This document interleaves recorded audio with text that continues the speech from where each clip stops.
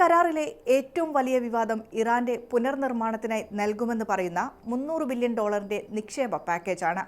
കരാർ നിബന്ധനകൾ ഇറാൻ പൂർണ്ണമായി പാലിക്കുകയാണെങ്കിൽ അവർ ഈ തുക ലഭ്യമാക്കുമെന്നായിരുന്നു അന്താരാഷ്ട്ര മാധ്യമങ്ങൾ റിപ്പോർട്ട് ചെയ്തത്. എന്നാൽ ഈ വാർത്ത പുറത്തുവന്നയുടൻ തന്റെ സോഷ്യൽ മീഡിയ പ്ലാറ്റ്ഫോമായ ട്രൂത്ത് സോഷ്യലിലൂടെ ട്രംപ് ഇത് നിഷേധിച്ചു. അമേരിക്ക ഇറാന് $300 ബില്യൺ നൽകുന്നു എന്നത് ഡെമോക്രാറ്റുകൾ ചമച്ച ഒരു വ്യാജ വാർത്ത മാത്രമെന്നായിരുന്നു ട്രംപിന്റെ ആരോപണം. എന്നാൽ ഇത്തരമൊരു വൻ സാമ്പത്തിക പാക്കേജ് ചർച്ചകളിൽ ഉൾപ്പെട്ടിട്ടുണ്ടെന്ന സൂചനയാണ് US ഉന്നത ഉദ്യോഗസ്ഥർ നൽകുന്നത്. അമേരിക്ക ഈ പണം നേരിട്ട് ഇറാന് നൽകില്ലെന്ന് ട്രംപ് ആവർത്തിച്ച് വ്യക്തമാക്കുന്നുണ്ട്.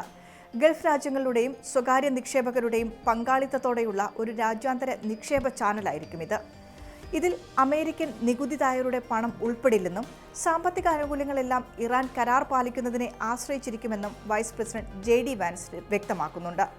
ഇറാനിലെ സ്വകാര്യ കമ്പനികൾക്കും വികസന പ്രവർത്തനങ്ങൾക്കും മാത്രമായിരിക്കും ഈ തുക വിനിയോഗിക്കുക. ഇറാൻ ആണവ നിബന്ധനകൾ എത്രത്തോളം പാലിക്കുന്നു എന്ന് വിലയിരുത്തിയ ശേഷം ഘട്ടം ഘട്ടമായി മാത്രമേ ഈ തുക അനുവദിക്കൂ എന്നും അദ്ദേഹം പറയുന്നു.